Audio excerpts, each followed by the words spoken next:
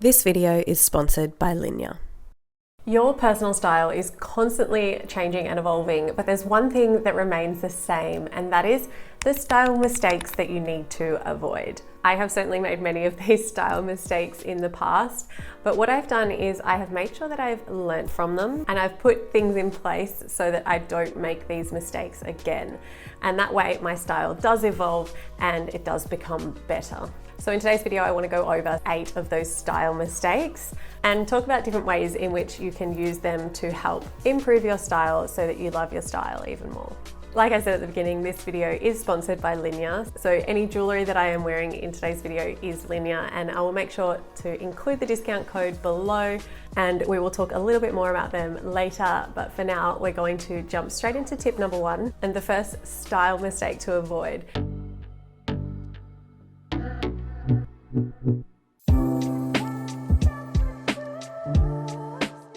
So when it comes to buying the right size, it isn't really as simple as not buying something too tight and not buying something too loose. I think how something fits does come down to personal preference, as well as like what it actually looks like. A lot of the time, a lot of us like things more oversized, and that's okay if that's your personal preference on things. So I'll give an example. In terms of shirts, I love a more oversized shirt. I cannot stand a fitted shirt. However, some people might be the complete opposite, so you have to understand your personal preferences. A tip would be when shopping in person, I would usually personally take 2 sizes to the change room, the size that I regularly wear and sometimes the size up. But just taking 2 into the change room so you can really compare, I think is a really good way of making sure that you have the right fit when you leave the shop. When you're purchasing things online, you want to make sure that you have a measuring tape at home. I use my measuring tape all the time. I just double check my measurements, double check the measurements listed on the website because all brands are really different.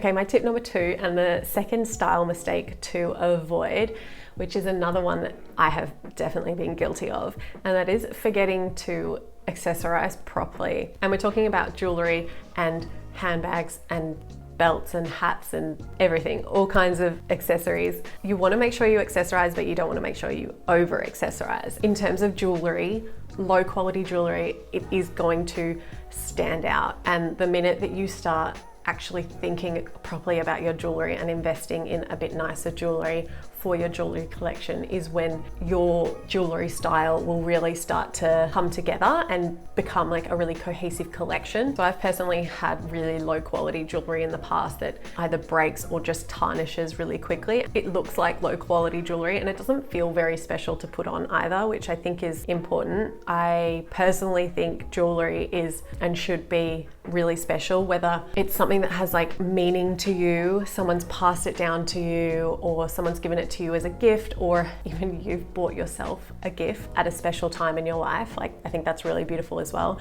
I recently got this little moon pendant from Linea. The moon has a big meaning to me in my life. When I see a moon symbol anywhere, whether it's like out in public or on Instagram somewhere or on the web or just like in a book or something, it's a sign to me that I'm on the right path. So it's like a little spiritual sign for me personally that I've said. So I really wanted to get this moon pendant necklace from Linea, and it's just so dainty and perfect and beautiful, and I just love the way it looks. The other pieces that I'm styling from Linea is this beautiful like tennis bracelet with all the diamonds. It's so stunning. It's such a simple piece but such a special piece as well, and I think would make such a lovely gift.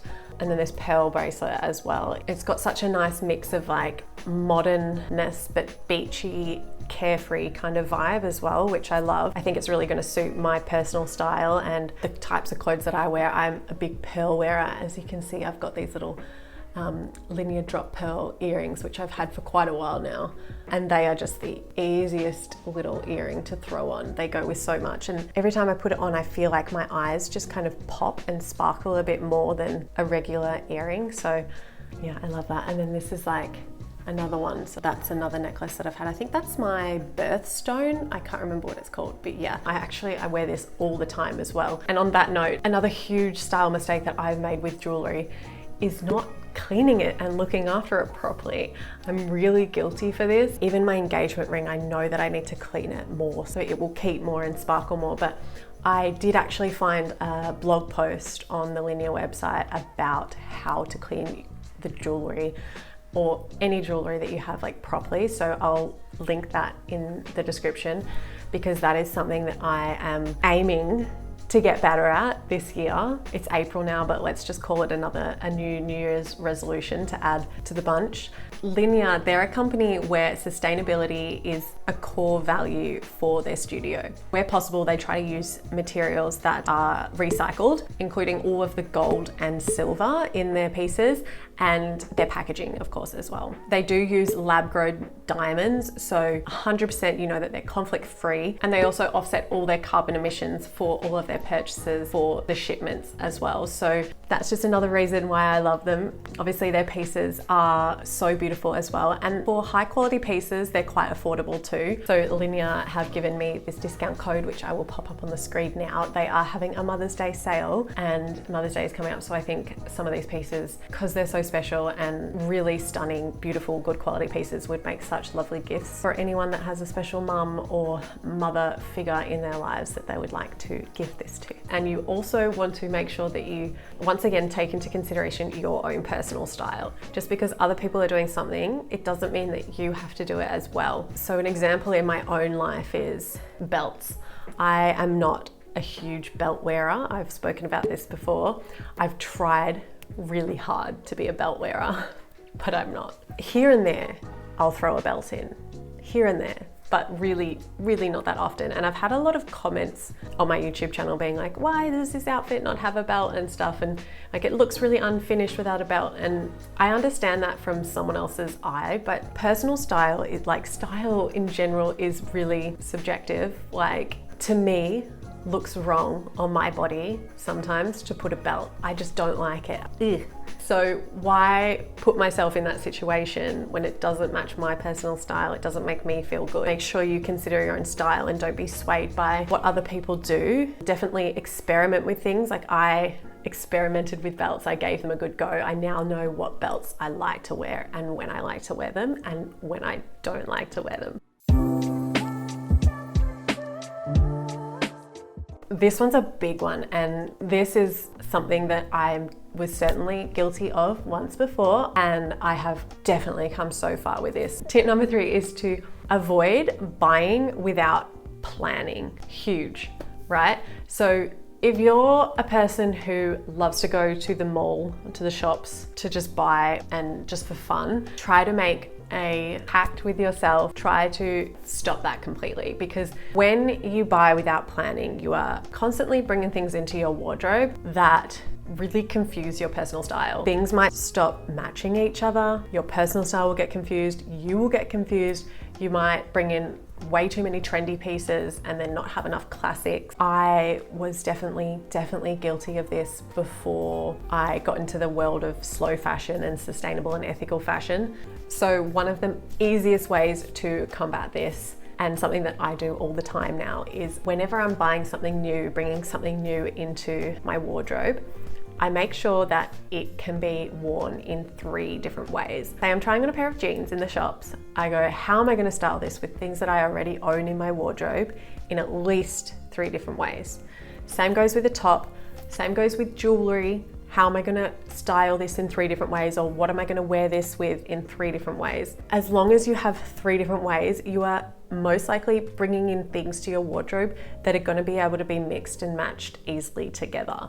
You're not gonna bring in something and then just because you love it, you like the way it looks on someone else, or you think it looked cool in the shops, and then all of a sudden you get home and you're like, well, this does not fit with anything I own. If you continue to do that, you really will have a confused wardrobe, and this will make your style look super confused.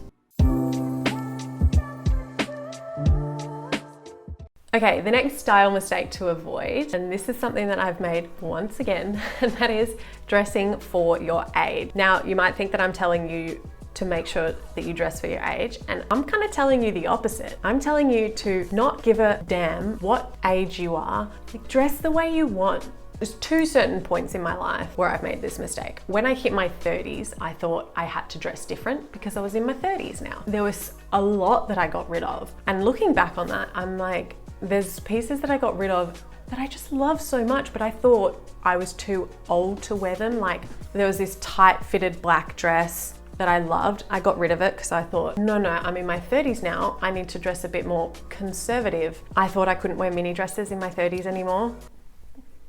Really silly. I understand now after looking back that I really shouldn't have got rid of those pieces, and I should not think that I have to dress a certain way when I hit a certain age or hit milestones in my life. So even when I became a mum, once again, I thought I have to dress more conservative.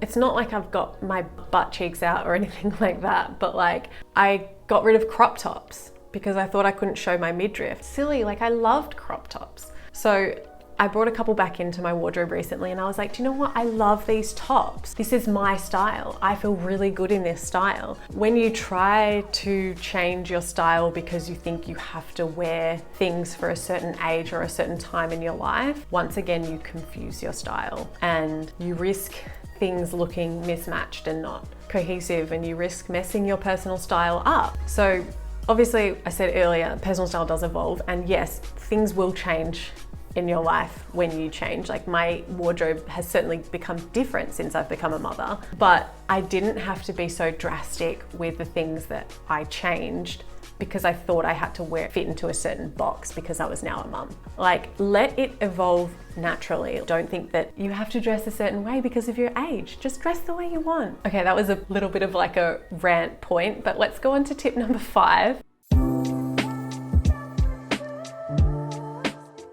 Once again, this is another mistake that I've made. I think I've made all of these mistakes in the past, and that is not paying attention to the details of pieces on your clothing. So we're talking like hem details, the stitches, the pockets, the way things are cut, the buttons, tiny little details on items that can really make or break an outfit. So for me, something that comes to mind is ribbed fabric. I really love ribbed fabric. So a ribbed vest top as opposed to a plain vest top, I think the ribbed brings in a bit of texture and a bit of interest as opposed to something that's more flat. I love a thick kind of collar on a white t-shirt as opposed to a thinner collar on a white t-shirt. Oversized white shirt. The way it's cut is cut upwards like that on the side. The front and the back kind of flow down. I just like the way it's cut on the side.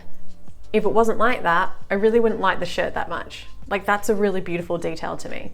Yeah, so just pay attention to those little details in outfits because you can find better pieces and your style will improve if you kind of start paying attention to those little things.